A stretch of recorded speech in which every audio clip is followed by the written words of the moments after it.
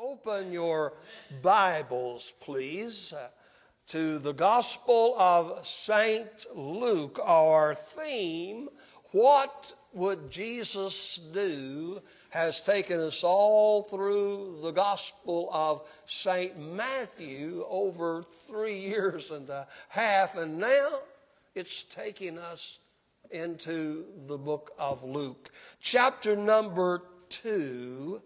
Our text verses are verses number 41 through the remainder of the chapter. That's a very interesting story. The Bible says now his parents, and of course you understand that is Joseph and Mary, went to Jerusalem every year at the feast of the Passover. And when he, that's Jesus of course, was 12 years old, they went up to Jerusalem after the custom of the feast. And when they had fulfilled the days and they returned, the child Jesus tarried in Jerusalem, and Joseph and his mother knew not of it. But they, supposing him to have been in the company, went a day's journey, and they sought him among their kinsfolk and acquaintances. And when they found him not, they turned again to Jerusalem, seeking him. And it came to pass that after 3 days, they found him in the temple, sitting in the midst of the doctors. And of course that's doctors of law, of the scriptures, both hearing them and asking them questions. And all that heard him were astonished at his understanding and answers. And when they saw him, they were amazed. And his mother said unto him, Son, why hast thou thus dealt with us? Behold, thy father and I have sought thee sorrowing. And he said unto them, How is it that ye sought me? Wist ye not? That is an old English word for don't you know, or wouldn't you know? Wist ye not that I must be about my Father's business? And they understood not the saying which he spake unto them. And he went down with them and came to Nazareth and was subject unto them. But his mother kept all these sayings in her heart. And Jesus increased in wisdom and stature and in favor with God and man. Please join us in prayer. Father, thank you for the precious Word of God. Thank you for this theme, What Would Jesus Do? And the 3.5-year journey we've taken through the book of Matthew. And Lord, bless us now as we embark upon the records of Luke. And Father, may we discover and apply the words and deeds of the Lord Jesus Christ to our lives and the lives of our families. Thank you for this host that is corporately worshiping today. And thank you for the host that is joining us online. And I do pray that you'd use these scriptures to speak to all of our hearts. Thank you for those that have already trusted Christ this week, and those that have decided to follow you in believers' baptism. And Lord, I pray for others to trust Christ and others to make that decision to boldly confess Christ in the waters of baptism. Help me to preach, and may our hearts receive your word, and may we obey you in our hearts the way you tell us to. In Jesus' name, amen. Well, as we come to our text for today, it's time for the annual Passover Feast in Jerusalem. It commemorates, of course, Israel's deliverance from Egypt's bondage. And it had been observed for many, many years. Joseph and Mary and Jesus, the family, went every week, according to Luke 4:16, to the local synagogue and worshiped and participated in the services. But in addition to that, God's people had several, in the course of a year, special services that they were expected to attend and that they gladly participated in. And the Passover Feast concluded. And Joseph and Mary, along with kinsfolk and friends, departed from the temple. And it's interesting to note that Jesus tarried in Jerusalem at the temple, and they didn't even know it. They traveled a day's journey back toward their homes before they realized that Jesus was not in their midst. By the way, Joseph, where's Jesus? Joseph said, I haven't seen that kid all day. And they looked among the kinsfolk, extended family and friends, and did not find him. And they were very worried. And they retraced their steps back to the temple at Jerusalem. And the whole thing of missing Jesus lasted about 3 days. They found him sitting in the temple, talking, asking questions, answering questions that were asked of him with the doctors, the scholars of his day. They said, Jesus, why have you dealt with us this way? We have been so worried about you. We've been looking for you. And Jesus replied with the words of our text, how is it that you sought me? Wist you not that I must be about my Father's business? Now, here's my guiding thoughts for the message today. First of all, I want you to see that the most unexpected people sometimes lose Jesus.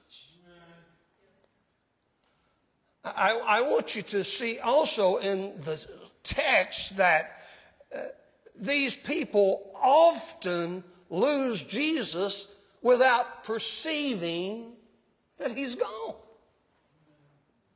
And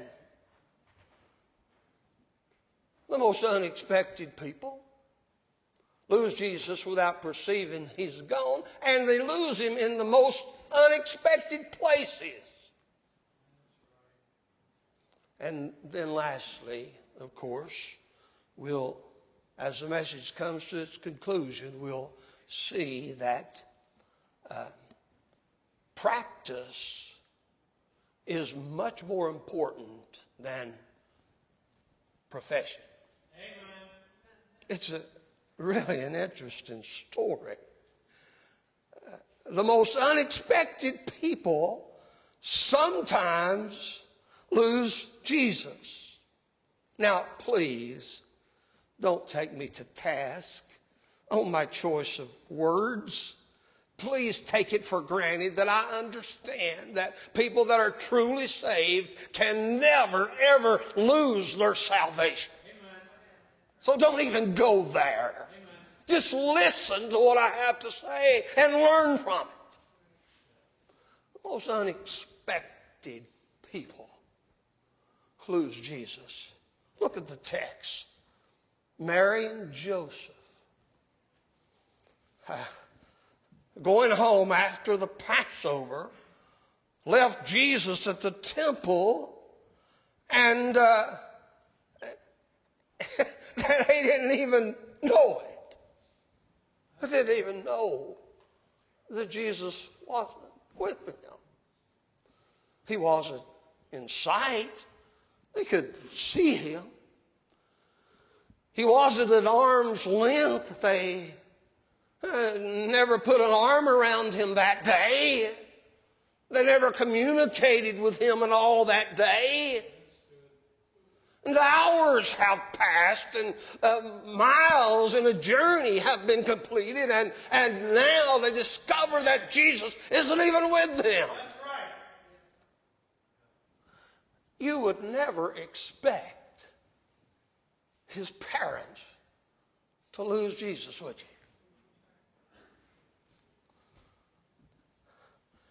But the most unexpected people sometimes do. I mean, this is Mary. This is the woman that God had chosen from all others in the world to be the vessel through which his Son would enter the world. You would think his specialness would make her, could I say, more motherly than any other mother. Because Jesus is much more speciality than everyone else. But here she goes. And Joseph, a whole day. And perhaps close to bedtime, they discover that Jesus is not even with them. You know, honey, I was thinking, how many years ago has it been? A similar experience happened at our church.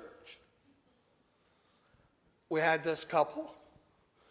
They were so faithful to the Lord. In fact, the Father is in heaven and has been now for a number of years. But on that Lord's Day, in the evening service, they both drove their automobiles to church. And they brought the little boy and girl with them. And after the service is concluded, Faye and I, we lived in the parsonage then, and we're looking around and we see the kids out there playing. But we don't see any parents. And we discovered that what had happened is the daddy thought the kids were with the mom, and the mom thought the kids were with the dad, and both daddy and mom had left, and the preacher and his wife had 2 kids.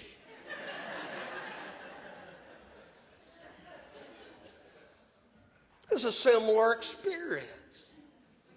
And, of course, we had to make phone calls, and this one called, and this one said, I thought they were with you, and the other one thought they were with you. I guess things like that's going to happen. But the most unexpected people lose Jesus. Did you know it happened to one of the greatest men of the Old Testament? His name was Samson. You remember the story of his life? God chose him from his birth to be a Nazirite and to be living under the vow of the Nazirite all of his life.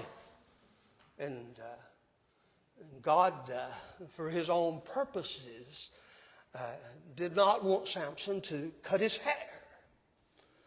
And Samson, of course, the story you know so well, was one of the strongest men that ever was. All his exploits and the number of opponents that he defeated in battle are just innumerable. But he met a lady named Delilah. And she was one opponent that he could withstand so well. And he lay his head in her lap. And she asked if he would tell her the secret of his strength.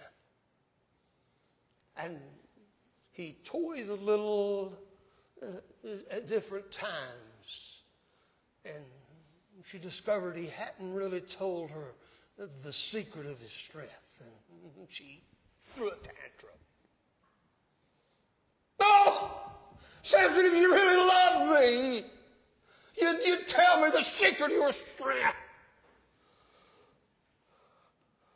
And the strongest man was weakened to the point by those words from the lady he'd fallen in love with that he told her the secret of his strength, only to find out that she wasn't the lady that he thought she was. She had been lying and conniving and had some kind of a relationship going on with the Philistines to betray him. And he said, it's in my hair. I'm under the vow of the Nazarite. And honey, if my hair is cut off, I'll lose my strength. And as he slept, she cut his hair. And he awoke. And the Bible said the Lord was not with him. You see, the most unexpected people can lose Jesus. David, you remember the story of David? A man the Bible said was after God's own heart.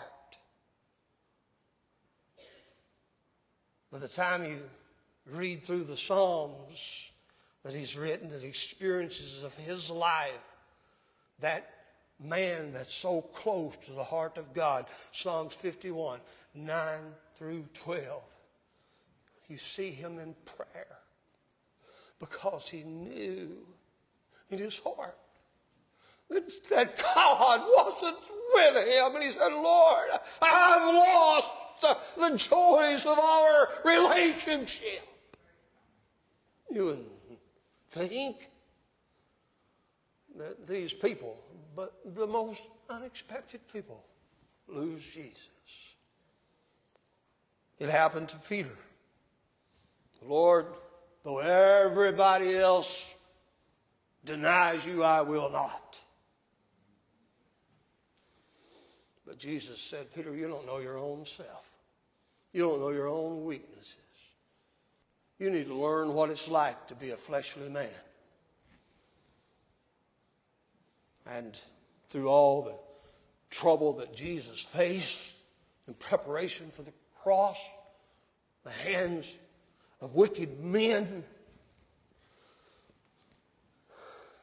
the disciples fled, scattered away. And Peter, the Bible said, followed afar off to see the end of it all. And didn't follow it afar off. He did something that he never thought he would do. He denied even having a relationship with Jesus Christ. And he cursed and said, I know not the man. The mighty Peter, who on the day of Pentecost won thousands to Christ, lost Jesus. It happened to the most unexpected people. It can happen to you and I. Amen. Remember what Paul said. This is my admonition before going to the next point of instruction. 1 Corinthians 10:12. Let him that thinketh, or let her that thinketh, she standeth, he standeth, take heed lest they fall. Those unexpected people lose the Lord. Sometimes pastors lose Jesus. Deacons lose Jesus. Song leaders lose Jesus. Youth pastors lose Jesus. Sunday school teachers lose Jesus. Marys and Marthas lose Jesus. And they often do so without even perceiving he's gone. Notice the text. Isn't it interesting? After the Passover, Jesus had tarried behind in Jerusalem, and Joseph and his mother, look at verse number 43. And Joseph and his mother knew not of him. He's gone, they don't know it. He's not with them. They don't even know it. They think he's with him. They think he's with them, but he isn't.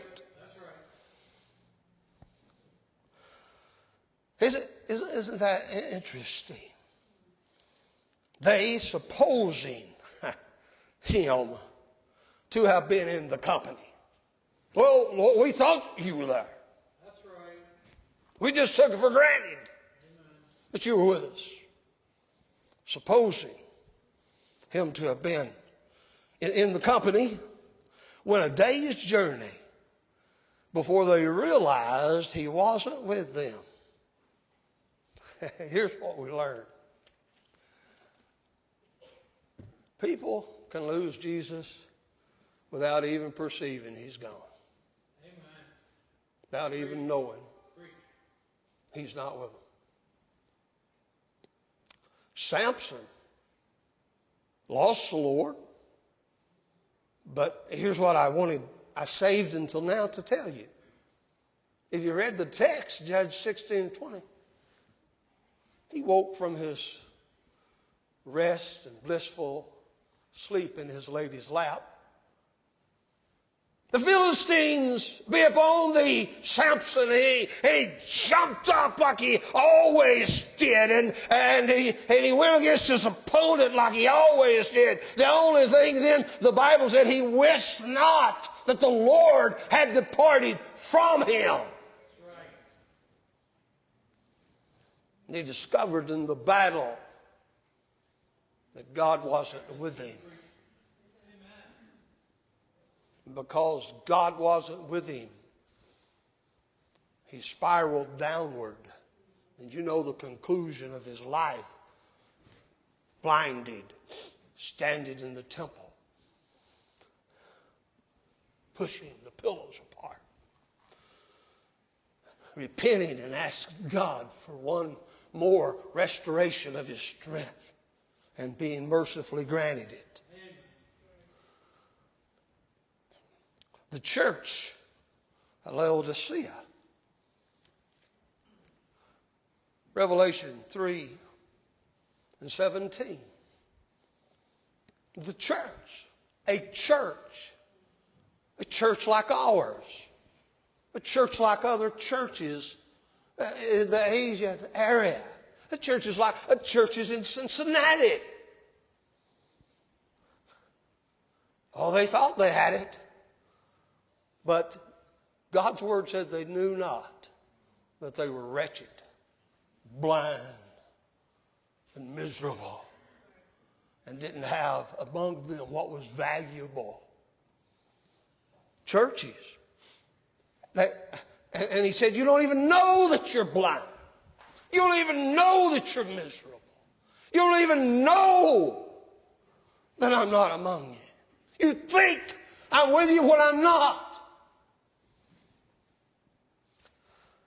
Churches sometimes lose the Lord without even perceiving and understanding that he's gone.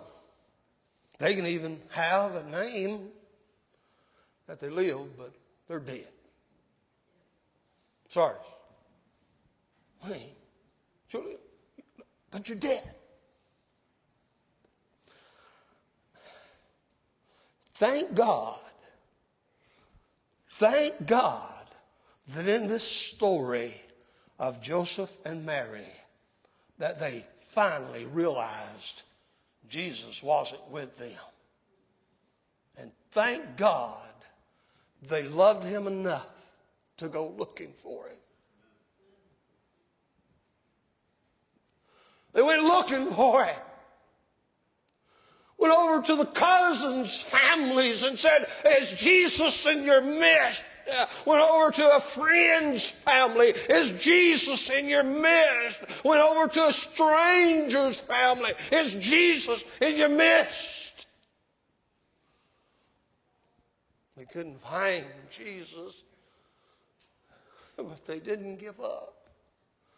They retraced their steps back to Jerusalem, to the temple, and found him. Amen. There's a story in the Bible. I haven't preached in a number of years. And there's some things that we did as kids. One day maybe I'll tell you the story, but for time's sake I won't go there. But a fellow, they were building a Bible school, a Bible college. And this fellow had borrowed an axe from a comrade. And in the process of chopping the tree down, he lost the axe head. And it went into the water, and he saw it sank. And the water was muddy, and he couldn't see it. "Oh, alas, Lord, it was marble." He went to the preacher and said, "Pastor, I've lost my cutting power, my cutting edge. I've lost my axe head." Preacher said, "I'll tell you what to do." Said, "Where fell it?" "Where fell it?" He said, it fell right in this area of the water. Said, throw something else in there. And the axe head floated to the top. Now, this is the message. When you and I lose the Lord, for God's sake, let's understand that and go looking for him. And you got to look for him in the right places. Which brings us to the next lesson in the text. They lose the Lord in places where you wouldn't think they would. Now, obviously, you've already noticed that it was on the temple grounds that his parents lost him. On the temple grounds. During worship services.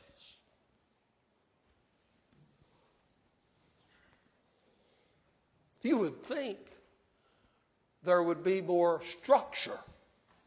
Now, obviously, none of us can understand exactly how the services were conducted, but to help us grasp the message, let me put it this way.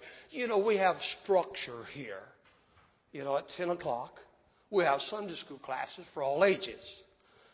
All of our parents, they know which class their child is in, or they should. And there is some structure about our worship services, isn't there? I don't know what kind of structure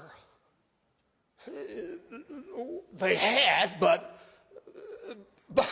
Mary and Joseph, they lost him on the temple grounds. So evidently they weren't paying attention to the structure. Wasn't paying attention, no, where he would be at a given time or anything like that. And they didn't really even think he'd go visit the adult class.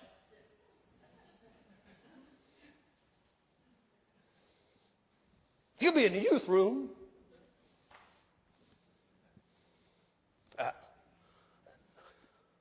Lost him on the temple grounds. Now, please understand, people can lose the Lord right in church.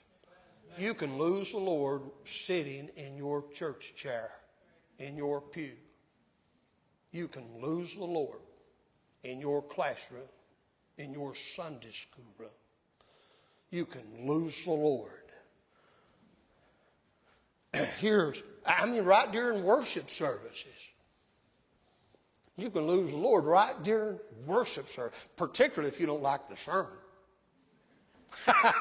Particularly if you don't like what's being preached. Man, can you get spiritually cantankerous and your feathers can get ruffled and you can say, I wish you'd just shut up. I'm so tired of that man's preaching. I'm down where the rubber meets the road, aren't I? You know that. You can lose the Lord right in a worship service. Here's what usually happens. You take your eyes off Jesus and put them on others. Family or friends. That's what Mary and Joseph did. Jesus wasn't in eye shot. Wasn't at arm's length. You would think 12-year-old boy, listen, these 12-year-old kids will do anything. Of course, don't lecture me about Jesus. I'm drawing a parallel. That parents, they ought to keep an eye on their kids. So, he was. They just took it for granted. He's off somewhere doing something. All right. They took their eyes off Jesus and they got their eyes on their friends. I'm going to talk to brother and sister so-and-so right after the services. I'm excited. I'm going to talk to them about what I'd like to see happen at Mission Baptist Church. I'm going to discuss some issues with them when we stop at Texas Roadhouse. You get my point, don't you? You get their eyes off Jesus, put them on family and friends. And they walked a day's journey, didn't even know where Jesus was. If he was around, didn't even know he was gone. So, your task is in all circumstances of life, even when you're with family and friends, even if you're at Texas Roadhouse. Even if you're discussing things, your task in life is turn your eyes upon Jesus, look full in his wonderful face, and the things of earth will grow strangely dim in the light of his wondering grace. Don't take your eyes off Jesus. You start desiring a form and a function in church services rather than the Spirit of God. Yeah. I'd go to church there if they'd get that thing down to where they'd only be there 55 minutes or an hour.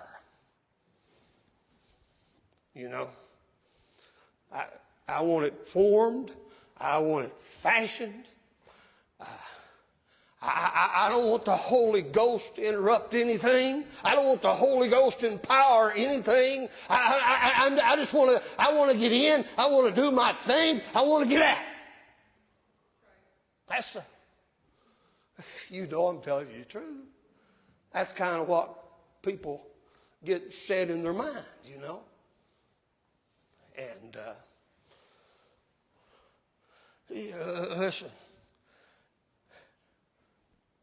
They that worship him, John chapter 4, 24. Must worship him in spirit and in truth. It's good to have form. It's good to have structure. You have to have structure. You have to be efficient in your use of time. And obviously the people viewing online would agree with that.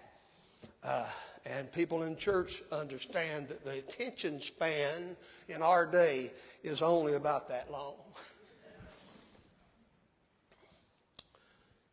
But if something goes out of bounds and you get bent out of shape about it, you might ought to visit the altar and say, God, I want you to have your way, even if it goes a little different today. So, losing right in the places. I wish I could tell you the story. I'll elaborate on it more when we reach chapter 10. But verses 39 and 42, you can get so wrapped up in your job or what you do at church. You can get so wrapped up in your part that you play. You can get so wrapped up in that you lose the Lord. Martha was a great servant, man. She's like the dear ladies around here. They always take care of all the physical or material needs of people, and they minister. They work in all the dinner issues and things like that, and they're just great servants of the Lord. And we had a testimony to that effect this morning. But sometimes, or you teach a Sunday school class, or you sing a song. You get so wrapped up in your part that you forget that other people's got a part. And you forget that other people's just as important as you are. And some of you are sleeping on me today. I know. Now, how in the world can you sleep with a pastor like me? You must have really been up last night. I'll forgive you. I don't know where God will or not, though. You might lose God while you're sleeping. Samson did. Didn't he? Now, I'm having fun whether you are or not. Anyway, Mary, she was at the feet of Jesus, listening to every word that he said, just absorbing it in. And pure, precious, wonderful Martha. Don't ever say a bad word about Martha to me. I'll rebuke you. But dear Martha, bless her heart, she said, why don't Mary help me do this? And Jesus didn't want to get into a spat between sisters. He just said, well, she's chosen a good part. You know, she's got her part, you got your part. Don't impose your part on somebody else. Don't think everybody ought to be like you. You can lose Jesus because your part or your job becomes more important to you than anybody else. Lastly, I'll quit here in just a couple moments. What we practice is more important than what we profess. Now let's look at those words of Jesus and conclude with the lesson that it teaches. He said, how is it that you sought me? They said, Lord, or Jesus, we sought you sorrowing. We've been looking for you 3 days. It is something what Jesus says. Can you figure that thing out? Jesus said, how is it that you sought me?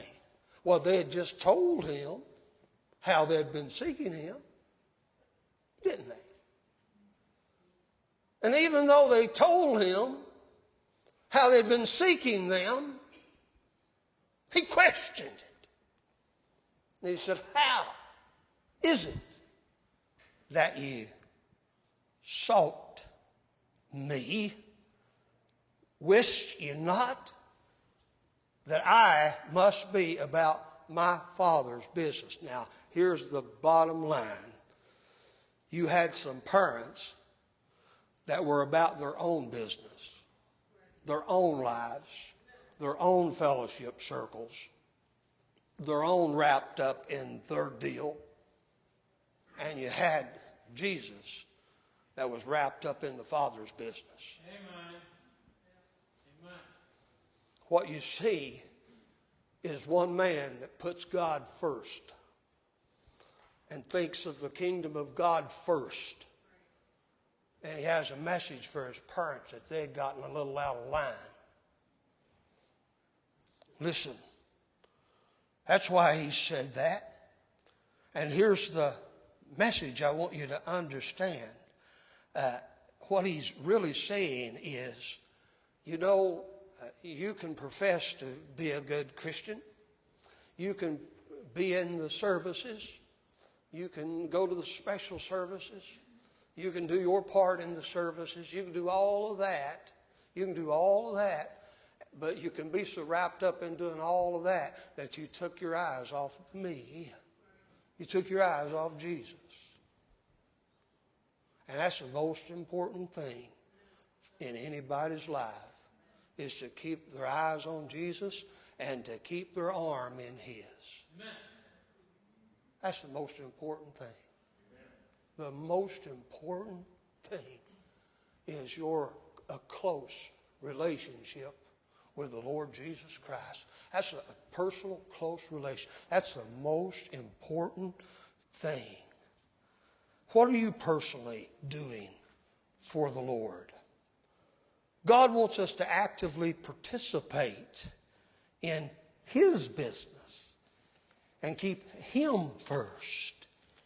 And we must fight against and refuse to give in to that tendency to let other things steal our focus. Amen. What are you doing? You that are listening to me, what are you doing? Are you about the Father's business? That's the call. Be about the Father's business. If you're here lost, if you're listening and you're lost, the Father's business is for you to be saved. For you to get saved. For you to realize you're lost and for you to come to Christ. And say, God, I know I'm lost. I know the most important thing in the world is being saved. I don't want to be lost. I want to be saved. God, forgive my sins. Save my soul. That's God's business. That's the business you need to get to first. Believers, turn your eyes upon Jesus. Look full in His wonderful face. Don't get it on the peripherals, please. Let's stand.